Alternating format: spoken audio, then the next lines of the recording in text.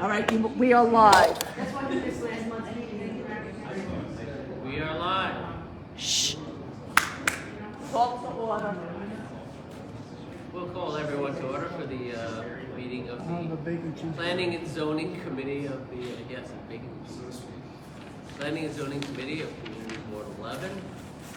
My name is Ross Brady, and please be with me today as your chair and our district manager, Marnie Elias Mavia.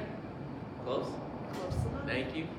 I thank our chairwoman, Lori Windsor, our members and our guests, and everybody who came here tonight. We have two things on our agenda.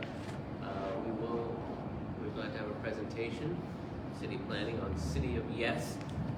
This is Yes for Economic Development is today's portion of that program. But before we get to that, we do have a couple of applications to review, recommendations to make for adult use retail dispensaries. Planning to file applications with the Office of Cannabis Management in our district. The first one is located at 7420 New Utrecht, filed by 7420 New Utrecht LLC. They requested the articles of organization and their organizational documents, and they submitted CB11's questionnaire, which we discussed in our last meeting. They're leasing with proposed hours Monday through Thursday and Sundays from 10 a.m. to 10 p.m. on Fridays and Saturdays 10 a.m. to 11 p.m. They've promised to employ a security guard to prevent loitering in front of the premises, install panic buttons, security cameras, caged vault, commercial safe, and roll down security gates. Based upon the state's guidelines, we can make a motion of no objection, and we'll make a recommendation to the board at our next board meeting. I just wonder if there's anyone here who would like to discuss or comment 7420 New Utrecht, or either someone from the applicant making the application or a member of the board of public. Hearing none, for the record, the second application from Elevated 718 for a location at 302 Kings Highway. The application did submit their articles of organization as we require. 302 Kings Highway, in Cross Street. It's between West 6th and West 7th, where the old pet store was. Okay. So they did submit the organization material and the questionnaire that we require. They haven't set their definitive hours yet, but they say they will comply with all state and local laws, which are part of our order. Regarding limited sidewalk congestion, they'll have customer wait lines. They're claiming that 50 to 60% of their business will be pre-order with pickup and delivery. The customers verified to be over the age of 21 will be able to order products via their e-commerce website and schedule pickups. A dedicated checkout line and updates provided via text. It's very much a pickup spot. Regarding smoking outside the premises, they said they will be enforcing a strict smoking ban under our standard operating procedures and will notify customers that smoking is prohibited.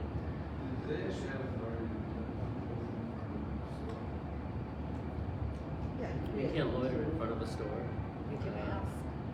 There are regulations about space. Yeah, they can ask. I mean, they can't enforce it. But that's what we can really ask is for them to make their. They have. No, they have not. To me, that's just one concern. People buy it, they don't do it, it's fine. But if you come to a place with a certain just names out all day, that to me, I think it's I agree, and I'm going to leave the applicant here. You're going to address that. I'll just finish their last promise. The repeat offenders will be banned, so somehow they'll keep some kind of a record. Banned from the premises and refuse sales through a notation on their point of sale system, so they'll know if they're bad actors.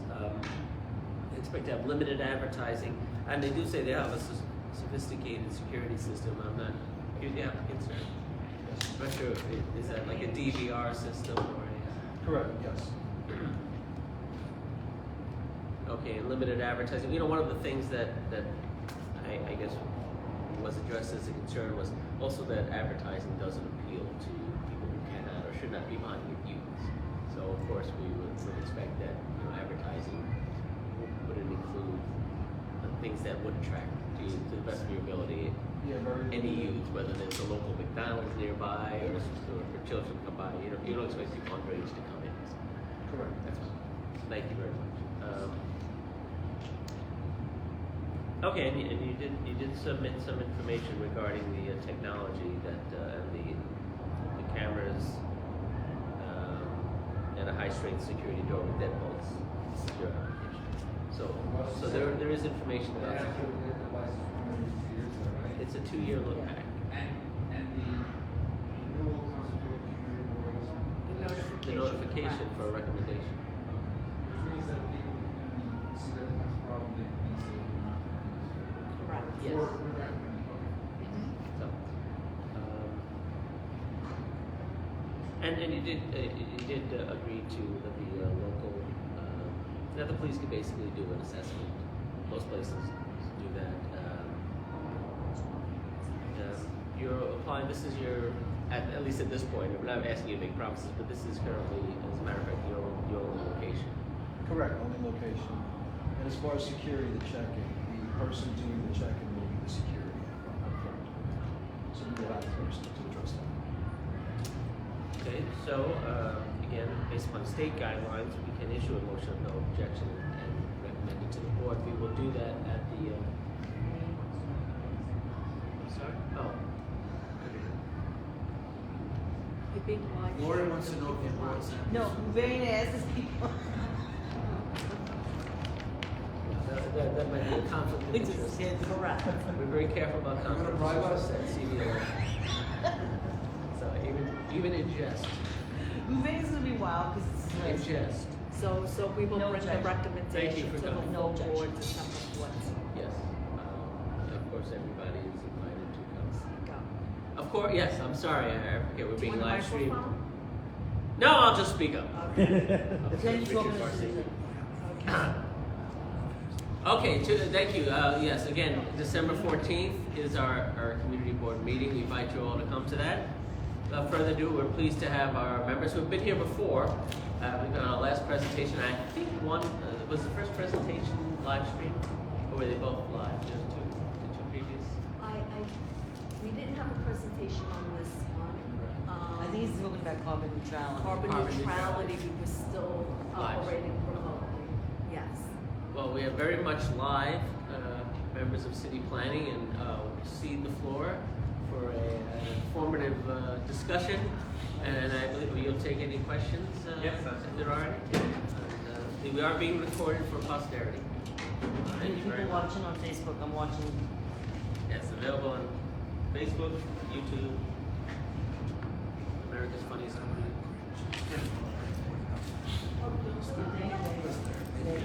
They really pushing. We don't need a day.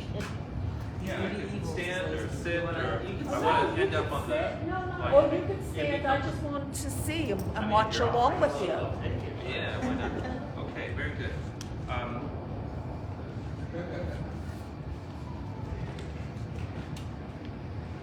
When I was younger, I always wanted to end up on television, and I tell my friends that this counts as being on television.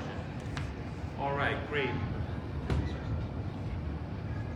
Well, yes, absolutely. Yeah. So thank you very much for having us this evening. My name is Hanif Yazdi. I presented before the board virtually. This is what I look like in real life. My colleagues who will introduce themselves. I'm David Weissglass, a team leader in the Brooklyn office of Department of Safety. And helping us. All the way to the back. Hi, my name is Maria Free. I'm a transportation planner. All right. So thank you again for giving us the time this evening. Thank you, Arnie. Thank you, Chair Rose, for the opportunity to present this evening. I'm going to keep this to 30 minutes if I can, and then we'll open the floor for as many questions as you have.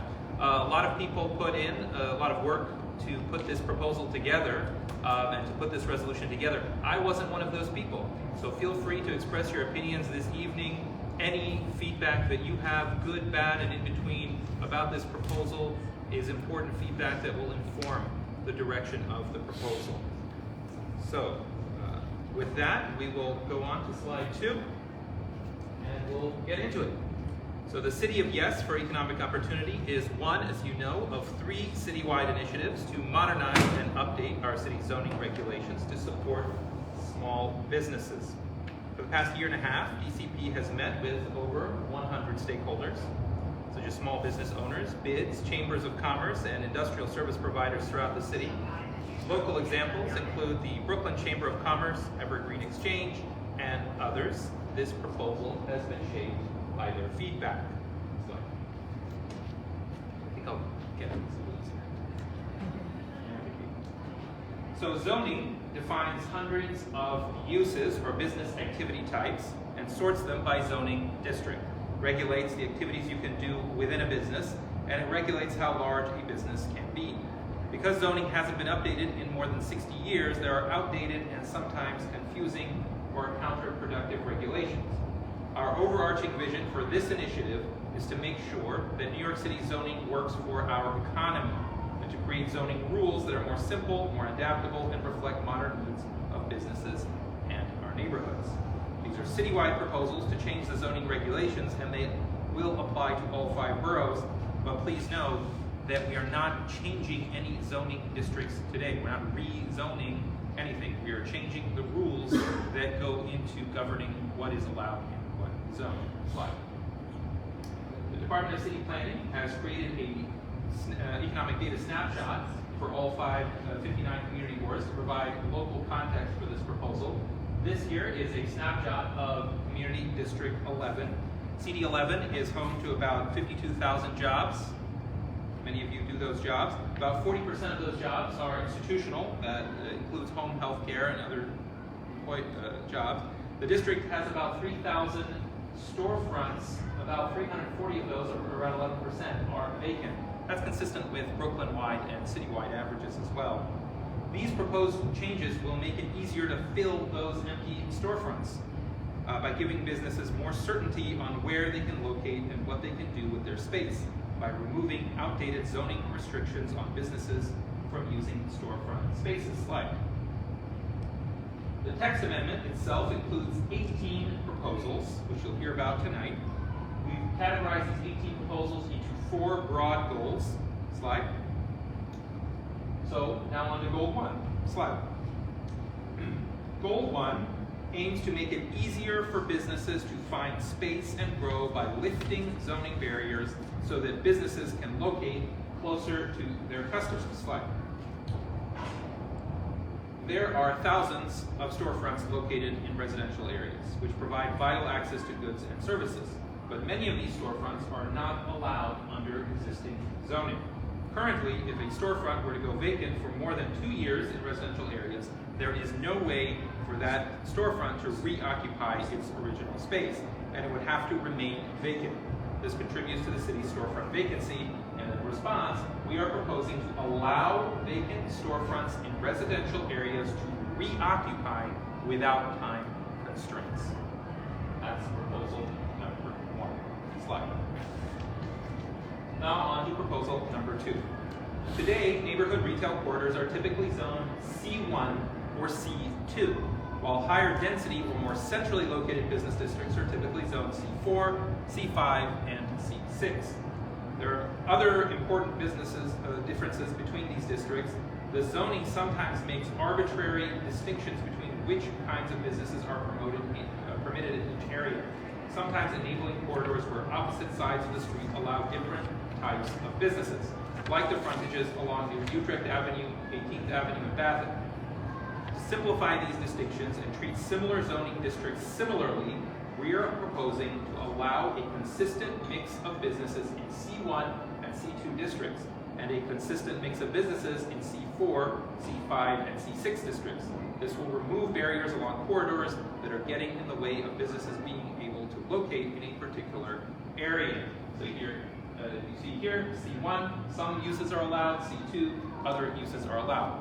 One prototypical example, is bike repair is allowed on one side of the street, and bike sales are allowed on another side of the street, but both are not allowed on the same side of the street. That's antiquated, we're getting rid of it. Slide. Proposal number 3, under goal 1. Currently, zoning restricts most production activities to the city's industrial areas. There are many kinds of clean production which produce minimal noise, emissions, and traffic may be appropriate to locate in a commercial area and may benefit from being closer to the customers who buy the products. Clean production examples include businesses like food, beverage making, apparel design, jewelry making, and so on. These businesses would be subject to environmental standards to ensure they are not negatively impacting their neighbors, but the department thinks, this proposal would allow New Yorkers to make and sell things in the same place. These are examples of the type of businesses that would benefit from Proposal 3. On Proposal 4. I'm competing with some lively dancing behind us, so forgive the noise. Today, if a building tenant changes from offices to maker spaces or other manufacturing businesses, that may trigger additional loading docks. Additional loading areas might be too expensive or not feasible due to site constraints. We want to enable adaptive reuse of existing buildings by not requiring additional loading for a change of use. So if the building changes from one use to another use, and that triggers additional loading docks, they wouldn't have to provide them if it wasn't necessary for the building. Excuse me. So we're going to give businesses some flexibility around that issue. Let's go to slide Proposal 5. Today, zoning allows for many buildings to have a mix of residential and commercial uses. Right? Usually you see commercial on the ground floor. Zoning sometimes restricts businesses from being able to use upper floors.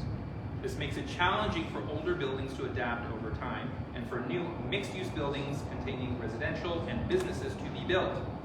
This proposal would remove these barriers by permitting commercial and residential uses on the same floors in C1 and C2 districts or in higher density C districts above residences, as long as 15-foot separation is maintained between the uses, if materials reduce any excessive sound is installed, and if there are separate entrances, elevators, lobbies, and so on. So you can see here, currently, this is where commercial uses are allowed in the C1, C3, the C4, C6, and C4, C6 scenarios right there. And then under the proposal, you can see where new commercial uses would be allowed, new mixes would be allowed. You can see they're kind of on the same floor on some of these buildings. Again, a lot of caveats there. It's not free for all. You have to abide by the restrictions, but there is a pathway to do that. Let's go to Proposal 6. So, many sections of the zoning resolution have not been updated to reflect changes in business practices or the economy, and therefore include antiquated or confusing terms, and are no longer applicable, which makes it harder for small businesses to know where they can locate, and what they can do with their space. For example, zoning is very clear on where telegraph offices are allowed to locate, but it's unclear on where a cell phone repair shop can go. Like many of you, I have not been to a telegraph repair in a while, so this is helpful for me to think about. We're proposing to simplify and modernize the terms we use in zoning to classify businesses. Okay? So, making the terms more simple. Let's go to Goal 2. Each of the industries highlighted in this second goal, urban agriculture, life sciences, nightlife, amusements, and home-based businesses are emerging industries that face ambiguity and outdated restrictions in our zone. Slide. Today, zoning contains enclosure rules which can make it unclear for businesses to determine which components of their business can operate indoors or outdoors. For example, if you are a florist, it is unclear how much of your business can occupy the outdoor portion of your lot. Additionally, today's zoning text is unclear about where outdoor urban agricultural uses and greenhouses are permitted and where they are not, especially if these uses are enclosed. This proposal would clarify that indoor agricultural use, such as vertical farming and hydroponic farms, would be permitted in commercial areas. This way, food can be grown closer to communities. Slide. So now on to Proposal 8, laboratories. Currently, life science laboratories face confusing and outdated rules that slow the development of new facilities. We would make it clear that labs without potential for environmental hazard are appropriate in office settings or commercial districts. And we'd also expand where an existing special permit can be used, so labs might be able to locate in the future closer to research centers like hospitals and universities. All right, so we're expanding where labs can be, provided that they don't present a hazard to local communities. All right, Proposal 9. Nightlife. In 2017, the City Council repealed the cabaret law. The cabaret law was a discriminatory law created to restrict dancing and singing in restaurants. However, zoning hasn't updated to reflect this change of the law. Today, zoning has confusing regulations on whether restaurants and bars can host live music, whether they can host dancing, comedy shows, or open mic nights. We're simplifying the rules, so they're based on the size of the venue rather than the activity. Nightlife venues are still subject to permitting and enforcement by other agencies, such as the Department of Buildings, FD&Y, State Liquor Board, and the liquor licenses will still go through the Community Board. This proposal is not to encourage more nightlife, but to make the regulations easier to understand and follow, and to reflect the change in policy that was made by City Council. Proposal 10. Currently, zoning has old definitions of amusement businesses and do not consider nor define experiential amusement businesses like trampoline parks, virtual skydiving, virtual reality, or arcades. I'm, I think, young enough for the virtual reality, but I think I'll avoid the trampoline park. And because there is no definition, these businesses are restricted only to Coney Island and the city's industrial areas. We're proposing to revise the zoning text to ensure that these types of uses are included and can be located indoors at a small scale in a neighborhood commercial corridor and at a larger scale in more centrally located and higher density areas. These businesses would also be allowed outdoors through a board of standards and appeals special permit. Slide. Proposal 11. Today, zoning allows for a wide range of home business types, including lawyers, jewelry makers, music teachers, and so on. The pandemic changed how New Yorkers work from home, but zoning hasn't kept up, prohibiting specific occupations like barbers or interior decorators, and other restrictions that hinder business creation. We are proposing to enable entrepreneurship with updated rules for home-based businesses while keeping in place safeguards to ensure that they are being good neighbors. You can see we remove the list of currently prohibited youth business types and expand size allowance from 25 to 49% of the home, allow for employees to be associated with the home-based businesses. So there's a few other rule changes there. Now on to goal 3. Goal 3. What does goal 3 say? Our third goal is to foster vibrant neighborhoods by ensuring businesses contribute to active, safe, and walkable streets. So there's going to be some design guidance in this goal. Slide. Today, zoning does not comprehensively address streetscape design in commercial districts, and instead is regulated in certain special districts. As such, there's nothing to regulate the conditions of a long blank wall or drive-throughs that break up retail streets that create unpleasant and sometimes unsafe conditions for pedestrians walking past. We're proposing to create a consistent ground floor set of design rules for all commercial districts, so we can avoid more situations like long blank walls or drive-throughs that break up the commercial spaces. So let's take a look at where this would actually apply here. So the proposal would define 3 tiers of commercial streets, A, B, and C, with stronger regulations for areas with greater pedestrian activities, so B and C, and more relaxed in the city's more auto-oriented corridors. CD11 primarily consists of B and C tier streets, which would regulate parking location, drive-throughs, blank walls, ground floor residences, lobby length, minimum transparency, parking enclosure, curb cut locations, and so on. So there are a series of design regulations that apply to B and C areas. We have some A areas here as well, but you basically see where the different design guidance rules apply throughout the community board. I think it's the other way around. I think it's A and B. A and B, yes, that's right. We have mostly A and B. We don't have C because C is mostly special districts, so we don't have any special districts in CD11 that I know of, like Special Ocean Parkway and so on. All right, so on to proposal 13. Currently, zoning restricts auto installation, service, and repair businesses to mostly industrial areas, but includes exceptions for glass, seat covers, and tire services. In practice, that means that some auto servicing and repair businesses are located on a neighborhood commercial street where vehicles can spill out onto the sidewalk and neighborhood commercial streets, creating safety concerns for pedestrians. We're proposing to define auto servicing uses in the zoning resolution in two categories: light and heavy vehicle repair and maintenance. Heavy vehicle maintenance must be licensed by the state DMV and would be continued to be allowed in manufacturing districts, where light vehicle repair would be located in C1 through C7 districts only after a site approval from the Board of Standard Appeals. Right? So right now, the situation where you have vehicle repair located in many commercial areas, we would change the rules and allow light vehicle repair with a BSA permit to be allowed in some commercial areas, where heavy vehicle repair and maintenance would be allowed in manufacturing districts.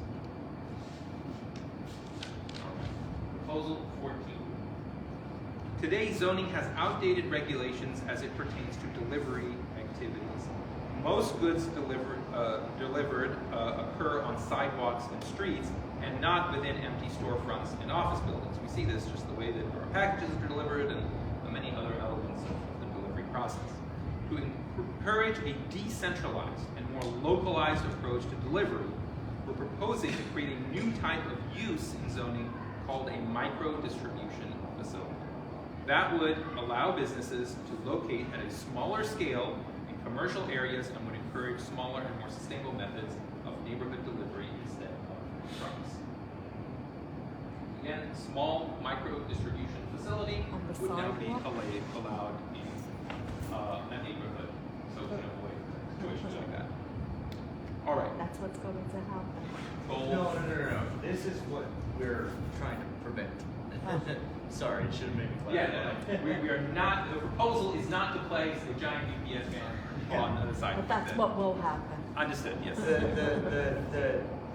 What we found, and again, I'll allow Anita to go on. What we found is that because there's not really clarified differences between the heavy automobile uses and the light automobile uses, heavy being the ones that are registered with the DMV, the loud noise repair, those are going to stay in the manufacturing districts, in the C8 districts. where This they is go. micro distribution. Yeah, this is about micro distribution. Oh, Yes. Sorry. Yes. What's going on the last So one? we'll make a comprehensive list of all of the questions folks have, and I'll try to get through it quickly. But What does this say? What is the change in your proposal? the change is to allow a new use, which is kind of like a micro distribution facility. That micro distribution facility will be similar to like a UPS or a post office or a UPS can't deliver to this business anymore, that would be replaced with law. No, they can, but you can now also have a kind of micro distribution facility where people can go and get their packages, or packages can be delivered. That's very good. In many, there is no use for a micro distribution facility. Right, There's yeah. no like specific use that's allowed. Exactly. So what we see is a lot of this. This is often the result of. I'm sorry, I messed up before. I got my proposal. It's okay. What we see here is that things like this, which we see all around the city, are often the result of these big trucks that need to bring a lot of big packages, right? Because there's no micro distribution. It's just like big distribution. Why would business ever choose to have their stuff as micro-distribution rather than having it straight Because the micro distribution makes it easier for the packages to be delivered quicker, right? So instead of having large UPS trucks that have nowhere to park or something, smaller packages, smaller parcels can be delivered very quickly in smaller vehicles, right? It's in and out, you're done, you know, it's quicker. It creates less harm on the street, it creates less harm for the business as well, right? Businesses from our experience and from our outreach. How they are don't those like- packages gonna get there? Pardon? How are those packages for delivery gonna get to the distribution? From the business. Sidewalk. No, no. I- You're talking about having an area to replace the delivery of the trucks, No. So it's not an area to replace the delivery of the a trucks. facility. Instead of a Right, last so this mile. It's a middleman. Yeah. Yeah. The last mile. Okay. and you- Exactly. UPS trucks will be allowed to deliver business shoes Yeah, no, we, no prohibition on anything that goes on now. not to my, we don't regulate where trucks can and cannot go. You're not proposing to do something. We are not allowed to. The Department of City Planning does not cover streets and you know, things like that. I think to add, that's just a quick to add, was the question that was implicit in this is that while in micro distribution centers, the idea is that, we would have a need for such a large center and have a lot of trucks coming in and out of the area. Fear, or the question is how to prevent having large trucks showing up in more spaces and actually, having a reverse effect of what they're trying to do. If they have a micro distribution center, or having 3 or 4 blocks, and they're still parking, only now instead of in front of the house, they're making this house at more location. We don't want to have unintended consequences, so the question is, what's the idea to prevent unintended consequences? And if you throw it in for, does that mean that there's going to be really like a use group category, and I would put the DOT, so I could look at some kind of, there are 18, I think, uses now, maybe 19, 18. You anticipate about 36 uses, uses. It would be nice if it was a clearer list, because sometimes you can't tell what a junkyard is. That's proposal 6. Oh, Yeah, you just said I'll look 18. it up. Yeah.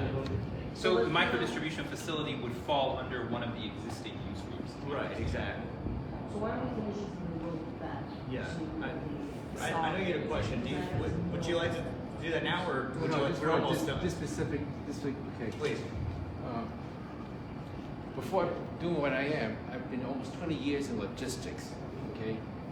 I can completely disagree with your logic. The first thing is, nobody would want to rent an extra facility to be micro distribution. I can park my car, my truck for nothing and just distribute it out. But also unintended effect may be additional smaller parking, because if you put a micro in, for example, then you have another bike or another smaller vehicle. From that micro distribution will create another road of traffic. For me, as a business owner, like logistic, I don't want to rent a micro. I prefer have my regular big truck for nothing and just distribute it out. Logical, okay? And second, you never know that not only you're in danger potentially Amazon or fresh food micro distribution be another area that you may not want. So that's the danger about the micro distribution. And besides, look at Manhattan. Manhattan be a perfect example. You got a lot of micro distribution. You're still going to have those double parked trucks unloading rest of the parcel into the micro. So what's the difference? That's what I just, What's the difference? Let me understand. So you're saying a business owner would not want to even If I utilize do it to begin with? logistic, I won't want to rent a small warehouse. Well, then no one will open them, right? This provides the opportunity. We're not forcing any of these to I actually. asked what incentive they have. Yeah, there's no incentive. That's my question, what incentive is that to use it for? Yeah. And in certain places they mow, and in certain places they mint. I These are proposals. just want to introduce, this is our Assemblyman Lester Chan. Hi, good Hi. afternoon. Just so you know, I wanted to, Good evening. I've been to, this is my third one, and talk about this, yes, city of yes, and I prefer the city of no. A lot of Understood. issues. But I'm just, in the logistic point of view, I would want my UPS like that, because that's a distribution by itself that costs me no rent at all. That's understood. Many of these proposals may not be favorable or applicable in many neighborhoods. So- right? We have to go up and down the whole thing, not, No, you No. will provide. each proposal. Yeah, so each one, you'll have an opportunity to, the board will have, and these were distributed previously. the Assemblyman's in no one area. Yeah. Maybe, we're almost done. Yeah. I think we'll So have let's time to finish talk and then over we'll go back. all of them. Yeah, because I have questions on some of the. Well, this is great. I'll We'll, just we'll, wait. I'm looking forward to hearing a lot of this kind of feedback. So let's go to goal 4. Okay, goal 4 is the last goal, and we're going to create through goal 4. Our fourth and final goal here is to create new opportunities for businesses to open by establishing new zoning tools that can boost job growth and business expansion. Currently, zoning contains a variety of discretionary processes to change underlying zoning regulations. Many of us know about. This includes special permits from the Board of Standards and Appeals, City Planning Commission authorizations, special permits and rezonings to new zoning districts. We are proposing to make these processes easier for businesses themselves. Slide. So, proposal 15 under our final goal. Today, large-scale residential developments such as NYCHA campuses are zoned as residence districts only, meaning that retail services and maker spaces generally cannot locate there, placing residents of these developments further away from local goods and services. The proposal would create a CBC authorization to allow up to 15,000 square feet of commercial space in existing or new construction on large-scale residential campuses like those NYCHA campuses, giving residents greater access to necessities or the space to grow a new business. So that's commercial space on large-scale NYCHA campuses. On proposal 16. So proposal 16 would currently zoning restricts local retail like bodegas to commercial areas. Okay, so bodegas right now are restricted only to commercial areas. Under proposal 16, we would like to provide an opportunity to allow for corner stores to be permitted in residential areas, but only if it would provide access to local goods and services, be under 2,500 square feet, located close to an intersection, and receive approval from the City Planning Commission. These proposals would be referred out to the Community Board for input and would go through environmental review. This would be applicable on a corridor in CD11 where commercial overlays are inconsistently mapped, for example. A recent example of a CPC authorization is the Fresh application. It's like a Fresh application we have on 51 Knoll Street further afield. But in a nutshell, this proposal is to allow corner stores in residential areas with CPC authorization and input from the Community Board, provided that it was small, it was 2,500 square feet, and went through an environmental review and was other forms of review that go into that. So it wouldn't be willy-nilly, it wouldn't be as of right, we would need an authorization, but we would see some corner stores and bodegas in residential areas. Proposal 17. Today's zoning sometimes limits the size, location, and shape of new or growing businesses. For example, a clothing store might want to expand to occupy an empty second floor, but find that size limitations or location rules prevent them from doing so. The department is proposing to allow businesses to use a board of standards and appeals process to waive some zoning on case-by-case basis. Okay. Let's go on to proposal 18.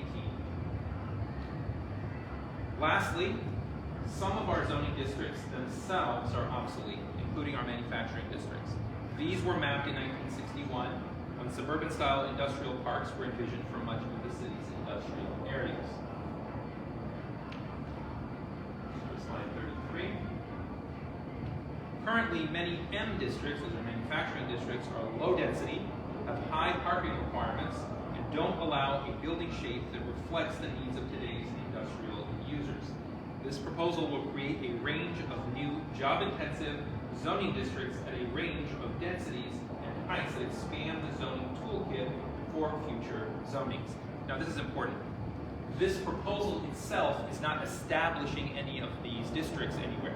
It is making these districts part of our package of zones so that in the future, if somebody wants to rezone an M district to one of these, they can do it. And these have different rules than some of the existing M districts. Right? So we're not going to get an M2A tomorrow if this passes. We're going to get the opportunity to establish an M2A with a rezoning. All right, let's go to the final slide 34. So you can find a high-level summary of each proposal on this slide. You should have that in hand as well. We have handouts. Not all the proposals will be applicable in all districts, and to visualize this, the department has created a series of applicability maps with the corresponding proposals, so we can kind of take a look at some of the maps that tell us where these will happen. Let's go one more. So here's the C1 districts that are mapped across CD 11. So all the things I said about the C1 and C2 districts becoming basically one, becoming not distinguishable from one another. If we go to the next slide, you'll see, so these are the C2 districts. So in these C2 districts, all of the rules, all of the different proposals you can see, and we have this on the website as well, which proposal would apply to which part of the, yeah. These are the C1 districts. This is where they're mapped. And all those proposals on the left-hand side would apply to the C1 districts and the C2 districts would be the same. Yeah, so for those of you who don't know, I know many of you do, the C1 and C2 districts are what we call commercial overlay districts. You have a residential district, that's the underlying district, and it's primarily residential. These are your neighborhood corridors that have local businesses, right? These aren't the places that have huge office buildings or things like that. Those would be anything C3 and above. You can see the lots along 86th Street, 18th Avenue, 20th Avenue, along New Utrecht between 66th and 71st Street. So you see these kind of commercial corridors here. The rules that would change as part of the proposals would apply to those areas. So if we go on to some of the other proposals, we'll see that here are the three C4 districts. So we have a number of a little bit higher density C4 districts in CD11. And these are the proposed changes that would happen in those C4 districts. So they would have the same uses of the C6 districts. Those modern and routinized loading dock rules would happen here. Indoor amusements would be allowed. Light motor vehicle repair and maintenance shops would be allowed in those C4 districts with PSA approval. And to reference the micro distribution question, those micro distribution facilities would be allowed up to 5,000 square feet on the ground floor, 10,000 square feet above, if they were in those. You got to get some sharper. Understood. Yeah. Got it. Oh, the streets. Yeah. Understood. Yeah, I'll make sure that some sharp maps are sent over so everyone can look at it on their phone, on the computer, and yeah, my apologies for that. And there's solar. But I'll make sure folks get some clear maps here. Here are our districts. It's something we have plenty of here at CD11. So within the R districts, again, you can see the yellow there. These are all the R districts in CD11. So we can have those possible corner stores in this area, reactivating existing storefronts. So if the storefront's been vacant in one of these R districts, they can come back, and so on. Finally, we'll go to our last slide around or not the last slide, but the last district. These are the M districts. We've got about 3 M districts in CD11, and the proposed rules around M districts will apply to those areas. All right, we're almost at the end here. One more, and here's the timeline. So we have the referral period, which is that 60-day period. We have the public hearing, which happened in January, or which will happen in January. The vote. So this is actually, this is inaccurate. We do not yet have a date for the public hearing. We do know that the public hearing will not be held before February 1st. So we have, you know, they have their 60-day review that's written in the ZR and everything. So we're, you know, giving you the technical text. That only goes to January 8th. However, we have a confirmation that I believe, Marnie, you've seen sent from Dan Garodnick. Yes. Anything sent to us before the end of January, at least, probably things sent afterwards, but if you want to be absolutely safe, anything sent before the end of January will be considered by the city planning commission. Yeah. Okay. And finally, we've got these resources. So we have the existing conditions snapshots. You can look at your neighborhood, all the data from your neighborhood, those storefronts, other things like that. You can see very detailed, very clear maps, better than the ones I showed you tonight. We'll have a detailed proposal, the description of the proposal. You can see all the slides that I presented tonight. You can look at each one at your leisure. There's an annotated zoning text, so any part of it that you have questions about, you can see the whole zoning text and see the annotations with descriptions. I use it all the time because a lot of it's confusing for me. And then you have a use group translation guide. You can know what every use group, what types of uses it allows. So that is it from my side in terms of a presentation.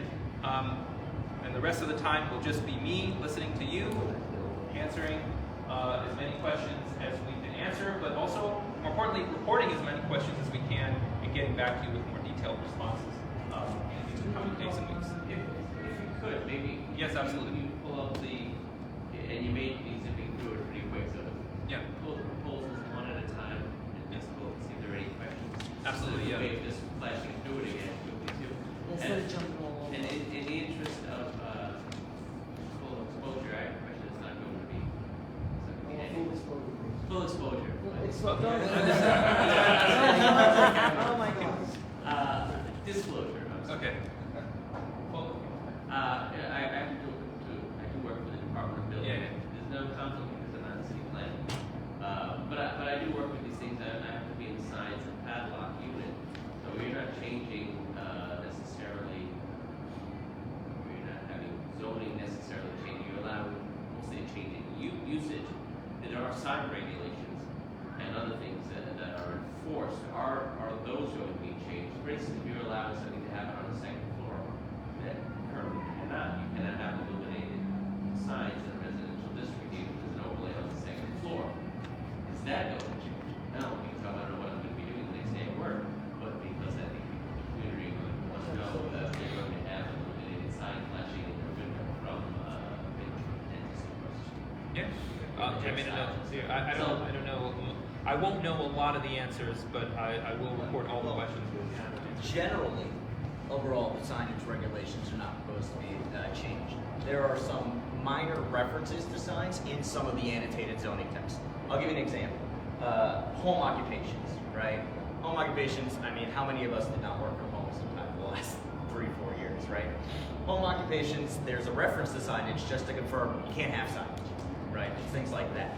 So it's mostly cleanups just to ensure that it doesn't, we don't have those unintended consequences. What's that? The one from the sign. Yeah. You're extending the number of uses, and that does affect, like you say, tertiary. Right. My understanding is the signage, even if upper floor businesses are there, will be extremely limited. And especially in C1 or C2 districts where signage is already much more limited than it is in the higher density commercial districts that you'd see in Manhattan. Those will still be regulated very heavily. Well, so if you run through the proposal, Yep. Does anybody have questions on one? So goal one is Sir? On this one? On this question? On A this lot one? of questions. Okay, we're gonna go one by one. So proposal one. Anything? Yep. Got it? Okay, next. So proposal two. Questions on proposal two. Questions? Oh, yes. So to recap, this refers to the C1, C2, and the C4 and above kind of rules. Mark? Yeah, I'm just reading. Oh. No, I don't really have a problem with use groups. Use groups are horrible as they exist today. The use groups, they make no sense. I mean, they're just so outdated. I don't have an issue on this one. We'll get there. Okay, next. That's proposal two. Let's go to proposal three. Can you define what a maker business is? A maker business. So a maker business, I think like some of them are kind of shown here on the right side. I think Okay, these so are it's some really, examples. okay. Yeah, and of course, these are also very limited, right? We recognize that we wanted to find a way for, let's say, we see a small bakery, right? You have a local bakery, they're doing pretty well as a bakery, selling good here and there, but they're getting very popular, right?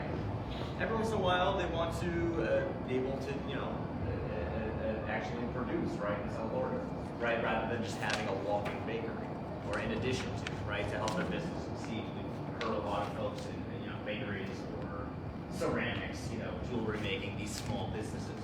And so what we're doing is saying, okay, with a lot of regulation, right, limited to 5,000 square feet, which is not a very large area, with a lot of regulation, you can have some clean production, and it's a small scale production, right? That's basically all we're doing. And within the annotated text, there's also regulations saying cannot have nuisances, right? No noxious uses, nothing producing excessive noise, nothing producing excessive, sound or anything like that.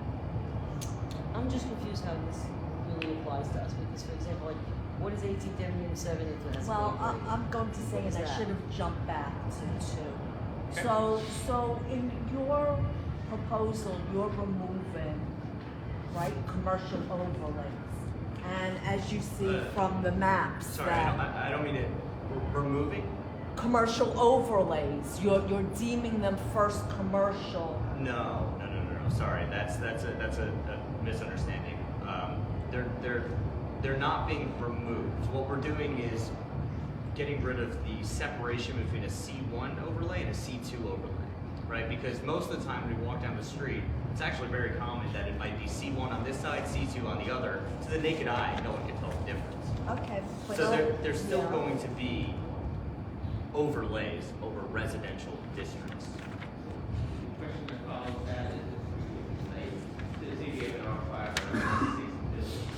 still a building, and I guess the C1 will overlay at the time, so it's actually a determination on a case-by-case basis, lot by lot. So, when you're listing proposed changes for C1 and C2 where it's overlay of a residential district, is there a difference? I think that's the question. No. Is it just treated as a C1 Well- district? But if you're a residential district, No, that's not what you're then saying. No. it might be a little more restricted. According to the information that you put out, that a commercial overlay mapped over a residence districts are first considered a commercial district. Yeah, that was we've gotten questions from a number of boards about that. That was a poorly worded thing there.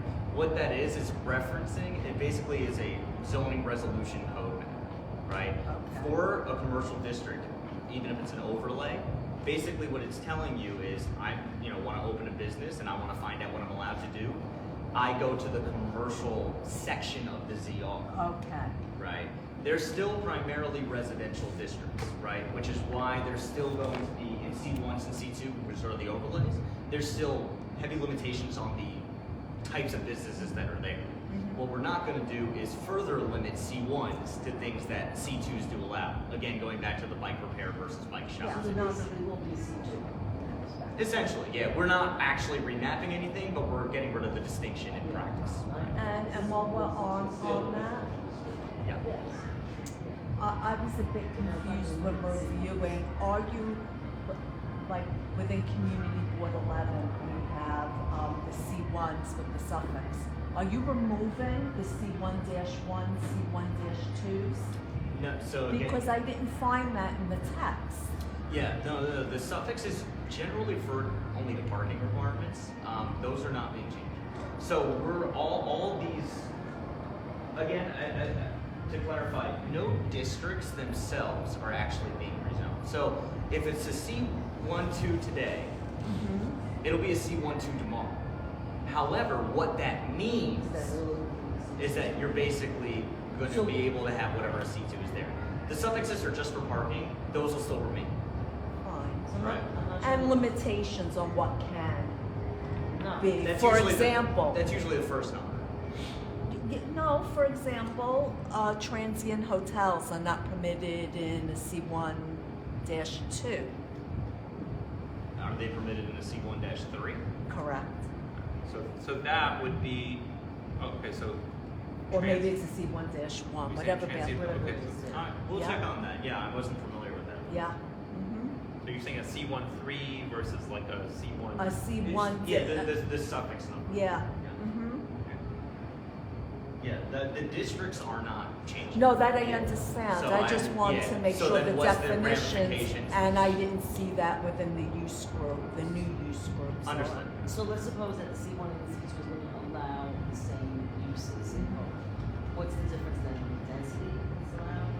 Park- What's my the difference Parking between- requirement is the suffix.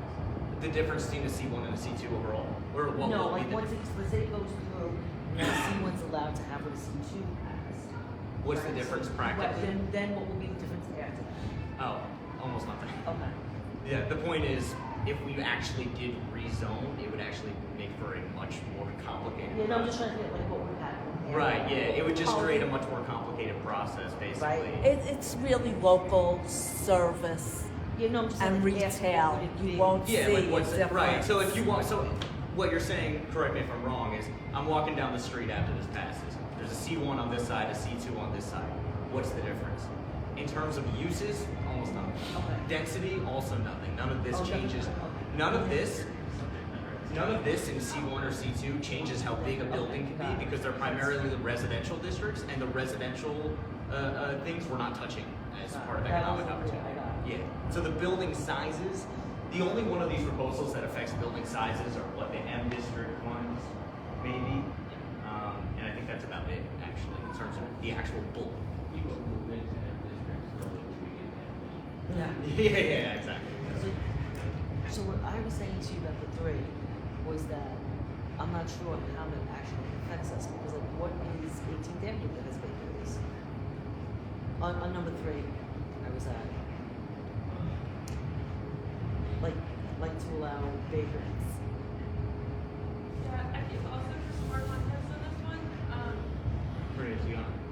oh yeah, we're envisioning, also businesses that have really strong, like, direct sales to their customers as well, which is why I think they're nice for some of these bigger spaces to be able to locate on a commercial street. So something like a bakery, for instance. But I'm just confused. I You see where know. I'm going. Yeah. Right? So I think one of the concerns is, right, because you're opening up a wider range of production uses in what we classify, right, as living, working here, as residential neighborhoods with commercial overlays, right? Right. Except for the higher zoned areas where, you know, the M's, the C8s, Right, get and that. the higher. I'm just going through my spiel. Bonus track. Okay. What we're going to see is in these residential areas, this larger footprint with additional truck traffic, noise traffic, and other potential quality of life nuisances that are associated with these types of uses. So- what is 18th Avenue? Isn't that a C1, C2, opposed to 18th Avenue? Depends on where it goes through in different areas. So I'm going to say where Reliable Bakery is. Okay. He's an M. He's So- a What's manufacturer. Villabonte? That's got to be a C1, C2. That's a manufacturer there. 70th is residential on top. 70th where? Villabonte. Oh, What's Villabonte? but he's That's- retail. But that's what this is. I think this is a higher, when you're talking about 5,000 square feet, what do you think his place is? Probably bigger than that. Oh, I don't know. No, It's got it the whole back. isn't. It's got that whole back. I don't know. So one thing we can do is that, in the interest of getting folks to be able to ask questions about all the proposals, so the goal is not to convince you that that's not true or if it is Yeah, true or yeah, not. yeah. That's for the board to deliberate. But what we can tell you is these are the rules that are being kind of changed. So to be as accurate and to make sure that y'all are set up for making a decision that is very well informed by the accurate proposal. So to address the question quickly, yes, the areas right now that are C1 and C2 district would allow businesses, production, like the ones that you're seeing here, right? And in C4 to C7 districts, it would allow up to 10,000 square feet of those types of uses. And there's also many areas of the city in which they're currently actually allowed, and we found them to actually work pretty well. Yeah. Now, those aren't currently allowed in C1 or C2s, but you've probably been to places, right, in which they are actually permitted, and a lot of them are such small-scale production that, to go back to the truck issue, they tend to be direct-to-consumer kind of things, right? This jeweler here, at the bottom right, is probably getting in her car and just driving around or something like that. So that's what we want to kind of allow with some restrictions on the size, right? 5,000 square feet, it's going to be pretty difficult to have any kind of like heavy loud, obnoxious production. And even if you did want to have heavy, loud, obnoxious production, you'd be shut down pretty quickly because within the annotated text, we're saying these cannot be approved if they are assumed to have any of this large. Yeah, but production. then we rely on the other enforcement agencies to determine that factor, right? So then we go back to the Department of Buildings, and that's a whole other story. No, I mean just trying to gain access and documenting the issues as it relates to enforcing the zoning resolution. Becomes hairy. Are there other questions? So this is important topic. Are there other questions about this proposal? Do we want to? Are there others that jump out at you? Other proposals that we want to? And again, we want to keep going one by one. Yeah, put this all together, shoot us an email. We're happy to come back and clarify any details. Yeah, I'll be back that anytime. we can't clarify. Yeah. Okay. All right, I three. don't see how this affects us. No. Keep going, got this one, got this one. Okay. Five. I'm sorry, what was five? Oh, five. Yeah. So Ah. here's this one. Oh. Okay. Can I What do we start? think Oh of my this? God. Can go I for it. start? Go ahead. Go. So currently, we have 340 vacant units.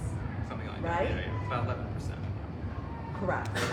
And we're putting forward, right, an additional text amendment to address the need for housing.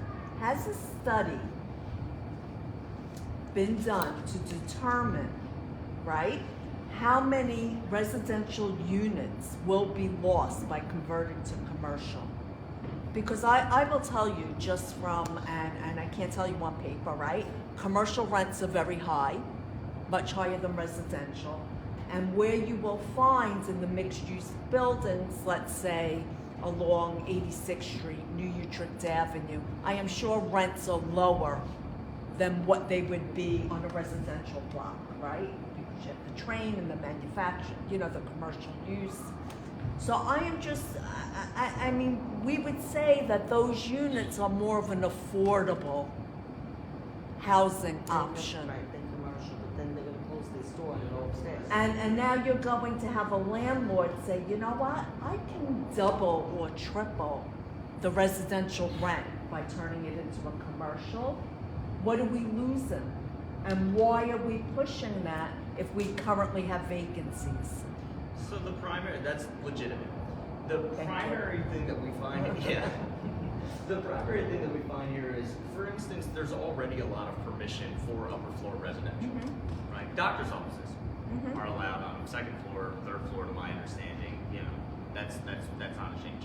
And so our initial thought is saying, well, if we allow something like a doctor's office, why not a realtor, right, or something like that? In addition, again, what's currently going on is But that would be more of a community facility use and not a commercial use. Right? A doctor's office, use group 4, community facility sure, but use. in terms of nuisance to others in the building, right, residences in the building. But this is gonna remove the list of prohibited businesses, which means that basically anything goes. So now, you know, I have a store on the first floor on Bath Avenue where I'm selling dresses. You know what? I can spend 1/3 of that upstairs Oh, and sell yeah. my dresses from there. And say it's a Upstairs home with no foot occupation. traffic? No, I would have foot traffic, but what's gonna, yeah. like- Foot traffic to the third floor. I mean, this is Yeah. kind of what we're saying. This is a legitimate point, sure. I think from like our studies, right, to your initial point of how many residential units are we actually losing, we actually don't anticipate losing that many, right? What we're seeing is that there are places where people are looking, right, for usually an office use, something that's not particularly noxious, and somewhere where they don't actually prefer or need to have a lot of foot traffic or window shopping or something like that. But we're right? not limiting the type of use. Right. So anything Right. can go, Anything in a which C1 or means- C2. Now there will be. Oh, anyone in C1 or C2, I see. Yeah, okay. So I wanted to make sure that There'll be rules about the separation from the residential use and It's so on. not the yeah. separation, I just don't understand why we remove housing if we already have vacancies, especially in the So C1 and that's C2. noted, so we'll make Yeah. sure, I mean, that's, Yeah. and again, that's something that's like the substance that the boards Sure, deliberate sure. and think, you know, Plus- some yeah. people will say, listen, we wanna err on the side of more flexibility and freedom for people to do what they want with their property. Some boards will say, no, actually, like, if we do this, then the market will favor this, and they'll be like, here. So these are like the substantive, Right. really important questions, but I wanna make sure we get all of them. Right, because Yeah, we no keep problem. hearing about that there's a housing shortage. That, you know, everybody's coming out with these plans, you know, borough president, mayor, Yeah, yeah. to increase the housing units. And then this is in direct opposition to that, taking away Well, housing. And why Of wouldn't we course. want to fill those storefronts, those three? I mean, listen, in 2023, our commercial corridors are much different than they were 10 years ago, 15 years Of ago, course. right? We don't have real local retail anymore. We see those stores, you know, closing because of the online presence, right? Everybody wants to, you know, open up their phone, click, put it in my cart, and it's here the next Yeah. day, right? So we've lost, and I understand things have to change, Right. we have- but I just don't understand, especially in the C1 and C2, if we have that space available, why are we going to lose that residential space, those units? That's Understood. all. Understood. That's it. Yeah, Done. just like Said one it, feel other better. small point on that, because it is a really good question, and I think we've tried to teasing out an answer to it. But we really expect this mostly in something more like a central business district, where it's just dead at night. You know, if the offices are already printed at, now it's 5 p.m., there's nothing going on, and seeing more of a mix of things happening. And also that this would really only be for a new build or like a gut renovation. It would be really hard. You would have a lot of capital expense in order to implement this in a residential building today. So that's another reason why we don't think it would take away that many existing residential. Why? You would file a building permit, right, to do the repair, and then, When you have a two-family house, you have two separate entrances. well, you wouldn't, you do now on the mixed-use buildings. You have the commercial and then the residential going upstairs. Yeah. I'm Have just two separate saying, all it is a building permit. It's still the. I mean, because we see that today, right? On 86th Street, we have lots of businesses, for whatever reason, filed permits and converted their second floor to commercial. But I'm more concerned in the overlay.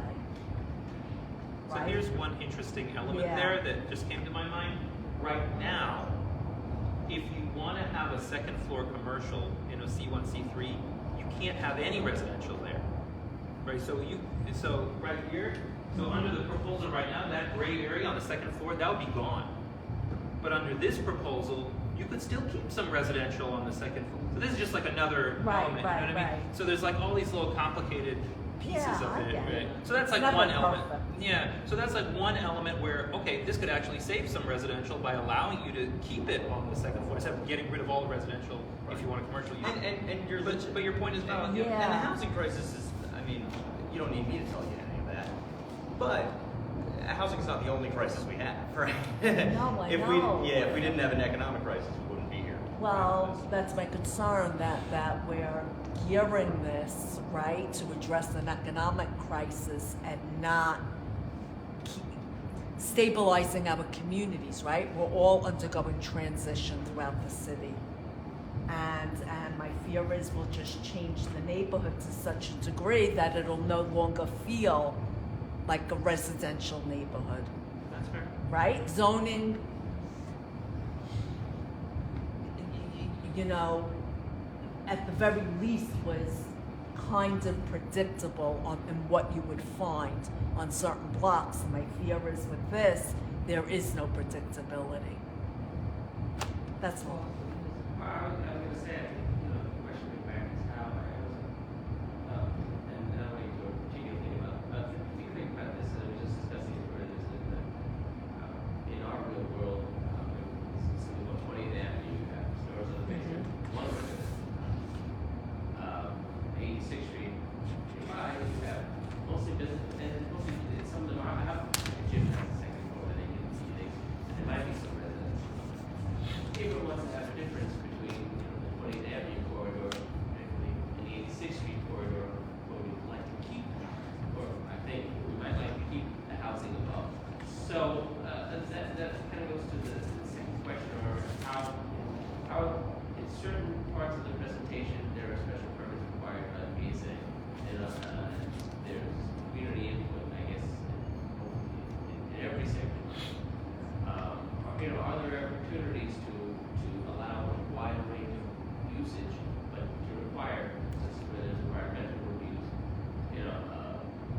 you might wanna take a look at whether there is a need to have special permits in certain identified areas within communities that's more specific. For this proposal.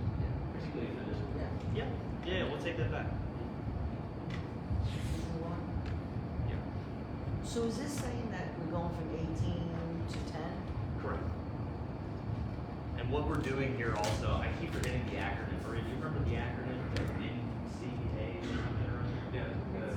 This is all. Yeah. Is that it? It's the national So let's take it classification. and we should combine them into number 6. So, More class 6. So it's class 6, this is gonna be. I mean, Use group Group 6. right. So what we found, so what we're also doing with these 10 use groups is simplifying them, because certain districts say you're allowed this use group and not that one. What we have now is many districts will say you're allowed 6, 7, 8C, 14L. You know, like it's too complicated for a business person to navigate. What we're also doing is we're putting these general classifications into the same classification that is used for what, tax purposes? Yeah. Yeah, it's used for tax purposes, so a lot of businesses kind of already know their classification. They can go, oh, okay, so that's where I can do it, not where I can do that one. They don't need to hire some expensive attorney or consultant to figure out where they can go. Now you triggered me. Oh, What's was the answer? Sometimes more, I'm saying it's just working with it, sometimes actually more is less. I would say simplifying, putting more things into these six, but just having that use group, and you may put some of the uses that are outdated. But some, when you're looking, for instance, someone were going in there, an architect or something wasn't, or something wasn't quite right, or usage, or some work in the patent unit, we're looking at what's going on in this, in the real world. Use group lists, sometimes it's vague. You try to put the real world, what's happening, on a piece of property into a use group. Is there an effort, and I don't know if that's part of this effort, to have the use groups more inclusive or more specific to actual businesses? For instance, you have exit, that's really into one junkyard. So let's say having a distribution facility in one. This is not a distribution facility, but a processing facility. They might have different use groups now, but there are businesses in between that might not fit use groups now.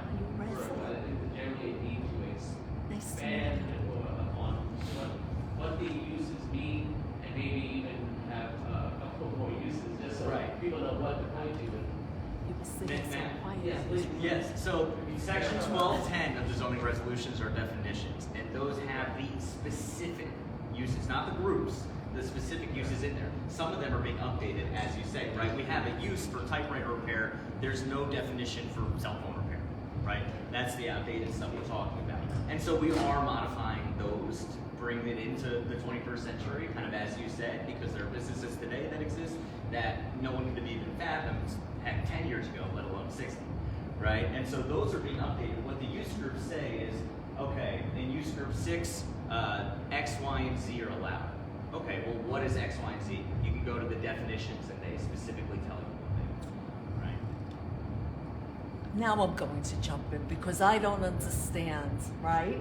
On some of the reclassifications, you're allowing automobile dealers, which was a use group 16A, that's 4411, to now open in a C1. 16. Yeah. 16A is I existing, don't know where it is. and under the proposal, it's going to use group 6, retail trade establishments. And you're saying that While it will have an additional condition, you're allowing it in the C1's the lowest. Right. Why would they belong there within residential overlays? Well, they'll still have regulations on size and things like that, right? Yeah, I can get back to you. but about that, as, yeah. as good as you try to identify and reclassify, so it's updated to the needs of today, it seems like you missed it. I mean, in the C1s, it's residential. There's a corner store, a dress shop, a bicycle shop. Now we need a car dealer? So from my understanding, just so I understand, it's not necessarily the reclassification that's the issue. It's what's going to be permitted where after the reclassification. Correct. Okay, understood. Because it went from a 16A, right, which would be in a C8 and 1, and now you're coming down to a C1. Just doesn't fit, right? Well, use group 6 used to be local, retail, and service. Right. And for a city that's so anti-car. This is what my main concern about this is a huge wholesale changes in here. This is what I'm afraid of, really afraid of, that all these changes is going to usurp the community board decision. Some of them propose a CDC, who folks may live in Manhattan, and tell you folks, no, we're going to give a permit. It might be a weed shop permitted in our corner neighborhood. There might be maybe permitted a weed growing upstairs in the roof. Weed shops are already permitted. Or could Use group 6. yes, or it could be methadone treatment in some of the neighborhood. So what I want, because people live, who are community board, live in a neighborhood who's been there for generations. I want the community board to have the authority. They should have the authority. I'm the biggest business. I love to promote business. First thing, I would like to have a community board that have the power that says, no, we don't want change, we want to remain the same. Should have that right to remain the same. There might be some community board, love the changes, would take this thing, embrace it, and do it all. I want that community board to make that decision because you have skin in the game. You live in the neighborhood for decades and for generations. Okay? I would like to see the CDC should be subordinate to the community board. The CDC? The CPC. CPC subordinate as an advisory role because I know that a lot of community board members are not expert, just like she does. I'm confused too. But this should be an advisory role, and this CPC should be advisory role to several community board, whatever issues it is. And also I would like to see, to make it simple, is to have the community board to have the authority to also modify as what you proposed on the zone. Okay? Let them, make it make sense. So I can see your logic behind it, but let the community board make that exception, not to the CPC, give the permit. So that's what I'm trying to do. Every time when they make these changes, I want you to be mindful that if we have to be clear, who has the authority to make these changes, the CPC or the community board? I don't want you guys to lose that authority and decision making, because their decision on CPC may be contrary to our neighbor. May I? Sorry. The CPC is always the final. That's the way it is now. That's the way it would be in the future as well. That's not changing, right? But that's going to be conflict to what we want, because some businessmen will influence that, and that. What are you saying now? What would And come to us? the CPC, the city council. Yeah, the city council. Some things actually. Right. Yeah. With the help of our other electeds, if you have problems with it. That's correct. It goes through the city planning and into the city council. So there are people in the city council, you can roast, if that's a problem. And one thing I like to see the community board, I know, You're supposed to do it. is maybe we should get a per diem or a stipend for those people who come being active. Because I like to see more of the board to come in, and maybe some per diem or stipend should be involved, and then be more participation as well. That's my thought. Just be mindful that we could be conflicting on what we really want in our neighborhood. Is Are there, you okay? Can we move on? to be mindful of time, is anything else on 6? Okay. Now, we won't get through all of these. I just because wanna there's ask so you a many. question on So this. I can come back as many times as you need. No I'm just problem. gonna ask you a I can question. send you stuff. Does this allow cannabis? Is this, Yes. so, the rules around where cannabis is allowed are, like today you had 2 people come in with applications. Right. When this is established, the applications would still have to come Right, in. but that's for retail. This is for agriculture. This is What growing. they're talking about is they're selling. They're gonna open up and itself, it's already gonna be done. It's Under not- use group 6. Yeah. Yeah. So you're asking, Local So service. you found, I'm saying like, there's a difference. Basically, what we found is we are a very, very, very, very bad agency at regulating cannabis. Right? Cannabis is better. If you Yeah, want to, wow. if you want to hire me to regulate your cannabis, you are not going to be happy with the job that I do. or you're gonna be very happy depending on what you're. So there's still state agencies that cover that, cover what's allowed, who is allowed, where they're allowed to do it. They are the right folks to do it. When we get involved in putting zoning matters into something that we don't have the expertise in, we've actually run into a lot of the problems that have led to the fact that we need some of these solutions, right? Bonnie, why didn't you just yell out yes? Yeah. So it would permit cannabis cultivation if licensed by the state. If the state gave the license, so allow it. Okay. So I it read doesn't. the EAS. So zoning doesn't differentiate between marijuana and other plants, right? No. Well, you can't go back there. Yeah, that's not a zoning regulation. I'm sorry. No, you can't use it, you know. We can make regulations on that. Business, even in your expansion. If it's not, then we can do something. Tobacco, At so. state level. I guess it's the question of, you know, the indoor. And again, it's, you know, what is gonna be asked to say, you know, maybe you get pushed back later because maybe this should stay in the districts and sell it. And, you know, In the city. They already got the foot in the door as basically C6, it's like a piano shop instead of a sex or liquor shop. But I think as part of our recommendations from our public Okay. hearing, I mean, we're not going to. No, I just wanted to ask it to clarify. No, because I not wasn't- you, Ross. No, I'm saying I wasn't sure about that. So my understanding is that if you're allowed to grow it legally, then you're allowed to grow it in the Gotcha. places that this president says that you can do indoor agriculture. Gotcha, that's all I wanted to clarify. That's right. Can we move on? Proposal 8. All right, labs, life sciences. Anybody? Yeah, this is, don't think we see a lot of these in CD. Yeah. Nightlife. This is not even There's lots of issues, but we're not going to go through we it. don't have. You don't want a karaoke shop inside, on a rooftop. Exactly, You or know in the about that. C1. You want a bar on top of the roof in a residential area. This has nothing to do with that. This doesn't change that at all. No, but. This wouldn't allow a rooftop bar. No, but you will permit where it's not permitted the 200-person capacity in the C1, which is primarily residential. You'll have a potential nightlife Right. where it wasn't.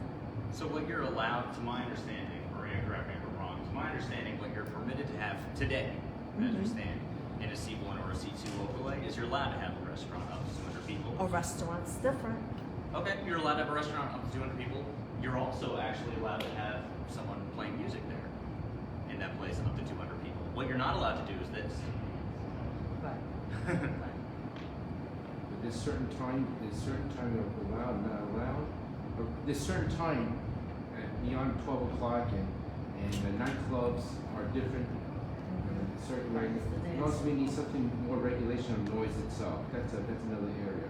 Correct, and that's another area where DCP is not a good regulator of those things, right? We have other folks in other agencies who regulate those same things, right? Noise complaints, noxious uses, smells, anything like that. If you want DCP to regulate them, you're going to be very unhappy. I really would like to have the weed shop be under regulation, very similar to at the SLAs. But they're not. The SLAs, I'm Yes, sorry. the liquor authority. Understood. I wish they should be as strict because NYPD unable to do enforcement on illegal smoke shops, but they can do that on an unlicensed bar. They could do that. They can shop. They could. This is important. Are there things related to? We have a second order.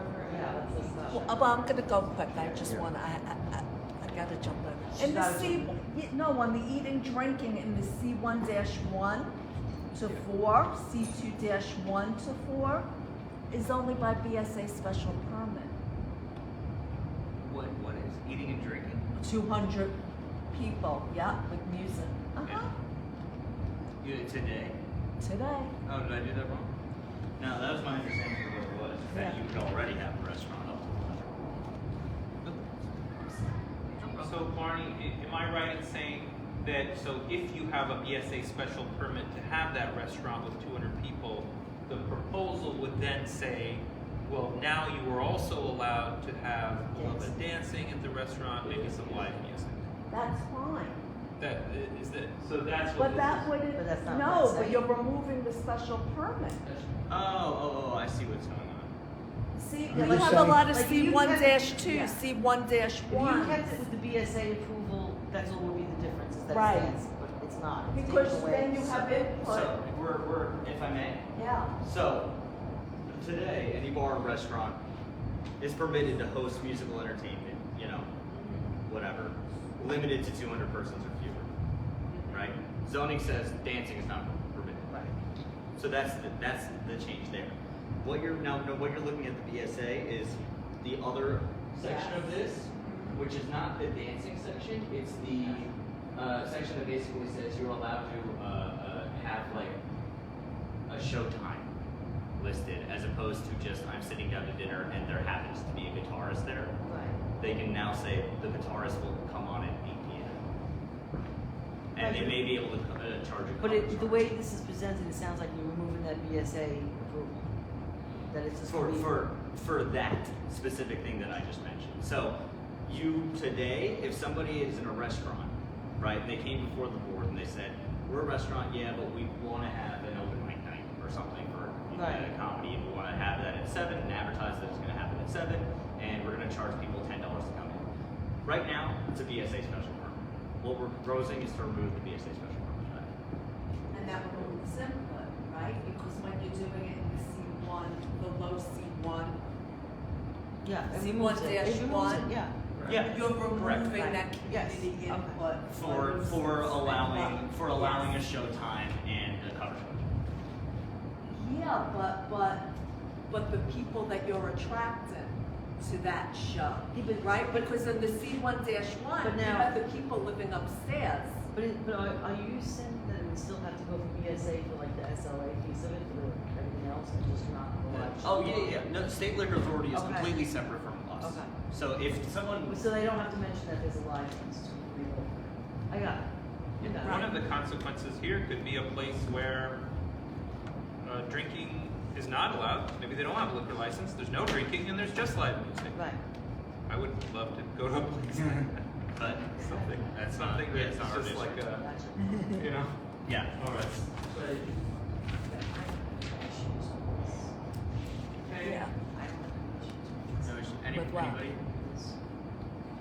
Ten, no. Any questions? Yeah, it's only indoor up to what, 10,000 No, square feet? but the issue I have is that they're allowing it in the C1 where it was never allowed. I know, but yeah, I get that. But So Like the you're indoor going to have playgrounds, large you know, ball pits for entertainment kids, stuff like that, yeah. I where know, you but- never had. That's all. But we can review that as a Yeah, committee. I. Good. Thumbs up? Move on. Anybody? Yeah. That's the one. That's the Yeah. home-based business. Now, if you want to go in order, you can, but because we can't go to all of them tonight, if there's specific one, we can jump to those and then that you feel. Yeah. Home base. Anybody have issues? Yes. You have a question? No. No. Then move on. Okay. They don't need our issues. We'll give them our issues. Yes, ma'am. Look at the time. Yes. Yeah, this one. You have questions? What is the problem with the bottom one? What is the problem with the bottom one? I think it's supposed to be good. Yeah, this is supposed to It's be. showing something good. Yeah, the previous one, if you go to the previous slide, Yeah. these are not great. Right, so it's Like those are the bad. it's a blank. That's the bad place. But that's what we're gonna get with our auto dealers. That's the building. What are you gonna do? I mean, you're building a I building. know. Okay. But it feels good to Okay. vet. Alright, We put in too many hours What on exactly this. will be permitted, the license? Just tire change? It'll be reduced to, I want to say, not even tire change. It's mostly, Tires. yeah, it is. Some glass. Yeah, glass repair, windshield, something like that. That's light. That's light auto? I need to get into the details of it. I can get back to the specifics. Pardon? And they have the lips on them. I can get back to you on that. Yeah, I can get back to you. Next. Light, heavy? You're going to send us the definition of light? Light and heavy, Yeah, yeah. Thank you. Yeah, The we're heavy I separating got. light and heavy. Thank Heavy you. is the one. Yes, I had more that detail. question. I Yeah, didn't- they're registered by the couldn't find DMV. it. and they're Yeah. supposed to- We went this one already, let's go. Yeah. Next. Okay, we don't see, we don't have nine. Can I just ask a question?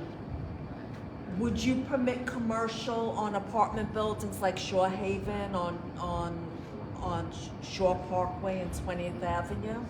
Because it says such as night shift, but what else is it open to? Correct. It doesn't just have to be NYCHA, so if it's a large residential campus, What's a What's campus? large? we can send you precise Thank definitions you. of Okay. that.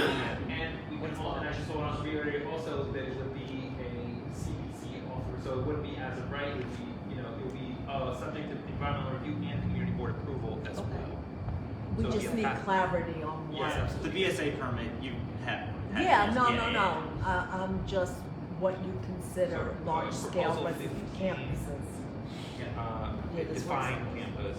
Yeah, It please. says we did it now, like on. Thank you. On, proxy. Alright. Okay, yeah, well, okay. Proposal 16. 16. This is the Corner store stores. one. This is, yeah. Awful. Good, But it comes to the community board. Good. Why? 'Cause but you don't want a grocery, no.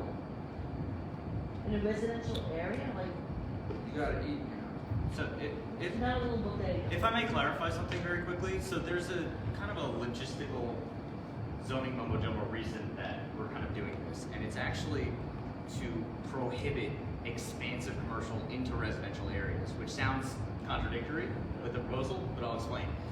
Rezoning, how many of you are familiar with the term spot zone? Yeah. Right.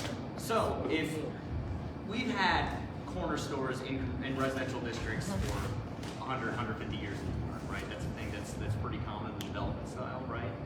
If somebody wanted to do this in a very specific situation, which the community actually wanted something like that, right now they're not allowed to do that. If they wanted to allow it, we'd have to rezone it to commercial or create a commercial overlay. But because there's spot zoning issues, we couldn't just rezone one parcel to allow that corner store, right? That probably wouldn't even be legally defensible. So what we're doing here is creating a mechanism with a very, very, very high bar that would allow it to happen in those specific situations in which the community actually wants it, and it actually makes sense for the people Is it only in food? the What or use something group? else? part. Is it only food or Groceries, yeah. Yeah, food and groceries, yeah. Same stuff you find in a corner store bodega. Yeah, and bodegas. Yeah, generally bodega.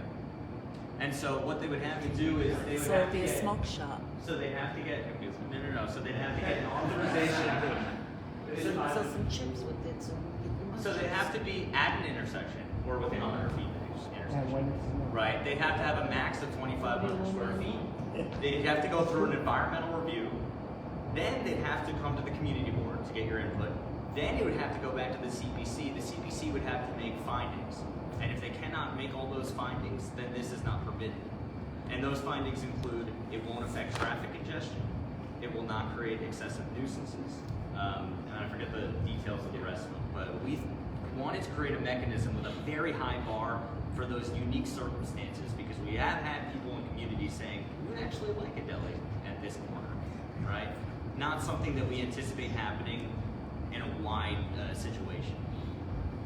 I would just, you should take back a little, would say question about, do we have a situation in the corner store residential area and the school? You getting nuisances and things like that, and especially considerations for just like with the cannabis, which is 90, no less 500 feet from the school. You have a corner store, which is good because you can go down and get what you need, go down to lunch to your house. Now you have double parked cars there, school across the street, business street, what have you. That's really community input needs to go, and that's where there has to be some kind of protections and maybe some special circumstances where this is okay, but for having a school 500 feet. Correct, and that's kind of exactly what It's it is. in there. That's exactly is it. You also, I was in school, I was happy when we had a super deal with food at it. They didn't do that. If I may, just to be cognizant of the time. So if I may, yeah, it's all in there. I can send you the specific findings that need to be made. I've just read it before on my page. One of them is no traffic congestion will be anticipated from this use. Another one is we don't expect loud noises or any, differential. If the community board comes out and says, oh my God, this is going to create so much traffic congestion, technically the CPC can still approve it, but unlikely to make those findings if everyone in the community agrees, well, you can't make it.